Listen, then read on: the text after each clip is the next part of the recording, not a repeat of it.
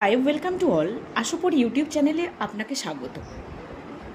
আপনি কি কখনো শুনেছেন যে এ ব্লাড গ্রুপের মানুষ নাকি খুব ক্রিয়েটিভ হয়, বি গ্রুপের মানুষ নাকি প্যাশনেট কিন্তু একটু সেলফিশ হয়, আবার কেউ বলে এ বি ব্লাড গ্রুপের মানুষ নাকি সব থেকে ইন্টেলিজেন্ট, আবার ও গ্রুপের মানুষ নাকি জন্মগত লিডার হয়।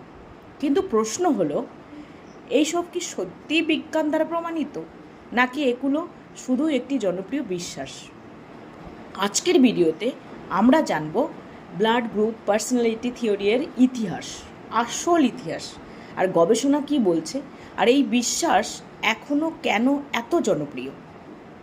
ভিডিওটি শেষ পর্যন্ত দেখুন, কারণ শেষে এমন একটি তথ্য জানাবো যা অনেকেই হয়তো জানেন না, আর জানলে একটু অবাকই হবেন। প্রথমে বলি, ব্লাড গ্রুপ পার্সোনালিটি থিওরি কী। ব্লাড গ্রুপ পার্সোনালিটি থিওরি সেটা কী জিনিস? বিশ্বের অনেক দেশের মানুষ ব্লাড গ্রুপকে শুধু রক্তদানের জন্যই জানে, কিন্তু জাপান, দক্ষিণ কোরিয়া এবং তাইওয়ানের মতো দেশে অনেক মানুষ বিশ্বাস করেন যে ব্লাড গ্রুপ একজন মানুষের ব্যক্তিত্ব, আচরণ, এমনকি সম্পর্কের উপরও প্রভাব ফেলে। এই ধারণাটির নাম হচ্ছে কেটসুইকি গাটা থিওরি। কেটসুইকি গাটা থিওরি। কেটসুইকি কথাটির অর্থ হলো ব্লাড, আর গাটা কথাটির অর্থ হলো টাইপ।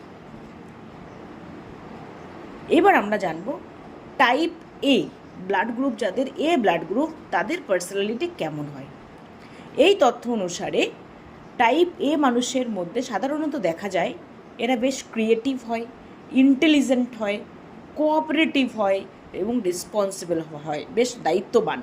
তবে তাদের মধ্যে কিছু দুর্বলতাও দেখা যায়। কি? এরা কিন্তু ভীষণ রকমভাবে জিদ্দি হয়, বেশি চিন্তা করেন, সহজেই কিন্তু স্ট্রেস নিয়ে নেয়, টেনশন নিয়ে নেয়, অনেক সময় অতিরিক্ত নিয়ম মেনে চলতে এরা পছন্দ করে। জাপানে টাইপ এ ব্লাড গ্রুপ সব থেকে বেশি দেখা যায়। মজার না ব্যাপারটা? এবার আমরা আসি বি টাইপের ব্লাড গ্রুপে পার্সোনালিটি কেমন হয়। টাইপ বি মানুষকে বলা হয় এরা নাকি খুব প্যাশনেট হয়, স্ট্রং, ভীষণ স্ট্রেংথ থাকে এদের মধ্যে, এমপ্যাথেটিক, অন্যের প্রতি বেশ এমপ্যাথেটিক অ্যাটিটিউড এরা দেখাতে পছন্দ করে এবং দেখায়ও। কিন্তু সামটাইমস একটু ইনডিসাইসিভনেসে ভোগে। এরা সব কিছুতে ডিসিশন নিতে একটু হেজিটেট করতে পারে। কিন্তু একই সঙ্গে তাদের সম্পর্কে বলা যায় এরা নাকি একটু বেশি সেলফিশ হয়, নিজের মতো চলতে ভালোবাসেন, কখনো কখনো আনপ্রেডিক্টেবল হয়। এদেরকে আপনি বুঝতে পারবেন না যে এরা এক্স্যাক্টলি কী করতে চাইছে। জাপানে প্রচলিত ধারণা অনুসারে টাইপ বি এবং টাইপ এ মানুষের মধ্যে মতের অমিল বেশি হয়। এবার আমরা আসি type A B personality. Type A B সব থেকে বেশি বিরল ব্লাড গ্রুপ, তাই অনেকেই এটিকে বিশেষ ব্লাড গ্রুপ বলে মনে করেন। এই তথ্য অনুসারে টাইপ এ বি মানুষের বৈশিষ্ট্য হলো এরা বেশ র্যাশনাল থিঙ্কার হয়, ভেবে চিনতে, ভালো অ্যানালাইসিস করে তবে কোনো ডিসিশন নেয়, লজিক্যাল মাইন্ডেড হয়, লজিক মেনেই এরা কিন্তু চলে, আর বেশ অ্যাডাপ্টেবল হয়, কোনো এনভায়রনমেন্টে গেলে, নতুন এনভায়রনমেন্টে গেলে সহজেই অ্যাডাপ্ট করে নিতে পারে। কিন্তু এরাও ভীষণ ইনডিসাইসিভনেসে ভোগে, ডিসিশন নিতে এদের পক্ষে একটু কষ্টকর হয়ে যায়, অনেকটা টাইম নিয়ে তারপর এরা ডিসিশন নেয়। ফরগেটফুল, অনেক কিছু ভুলে যায়, খুব তাড়াতাড়ি ভুলে যায়, এরা ভুলে যাওয়ার টেন্ডেন্সি এদের মধ্যে থাকে। অনেক সময় এরা না অতিরিক্ত ক্রিটিক্যাল মাইন্ডেড হয়, কারণ এ বি গ্রুপে এ এবং বি দুই ধরনের বৈশিষ্ট্য রয়েছে বলে বিশ্বাস করা হয়। এবার আমরা আসি টাইপ ও পার্সোনালিটি কাদের, ব্লাড গ্রুপ যাদের ও ব্লাড গ্রুপ, তাদের পার্সোনালিটি কেমন হয়। এই তথ্য অনুসারে বা এই থিওরি অনুসারে বলা হয় যে এরা বেশ কনফিডেন্ট হয়, ডিটারমাইন্ড হয়, ইনটিউটিভ হয়, মানে দূরদর্শিতা এদের মধ্যে বেশ থাকে। তবে এরা লিটল বিট সেলফ সেন্টার্ড হয়, মানে নিজেকে নিয়েই ভাবতে, নিজেকে নিয়েই, নিজের ভালো কিছু করতেই বেশি পছন্দ করে, নিজেকে নিয়ে থাকতেই এরা বেশি পছন্দ করে। অনেক সময় এরা কিন্তু ইমোশনালি আনস্টেবল হয়, ইমোশনালি ফিট হয় না। তবে এগুলো শুধুমাত্র জনপ্রিয় বিশ্বাস, এবং বিভিন্ন দেশে, স্পেশালি জাপান, তাইওয়ান, দক্ষিণ কোরিয়া, এরা কিন্তু এটাকে ভীষণ রকমভাবে বিশ্বাসও করে। কিন্তু এবার আমরা জানবো যে এটা তো একটা থিওরি, ওরা বিশ্বাস করে, কিন্তু বিজ্ঞান কি বলছে। এবার আসি সবচেয়ে গুরুত্বপূর্ণ অংশে।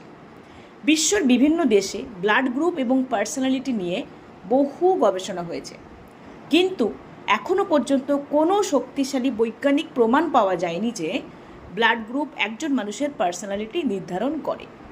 2021 সালের একটি গবেষণায় ব্লাড গ্রুপ এবং এই বিগ 5 পার্সোনালিটি ট্রেটের মধ্যে কোনো সম্পর্ক পাওয়া যায়নি।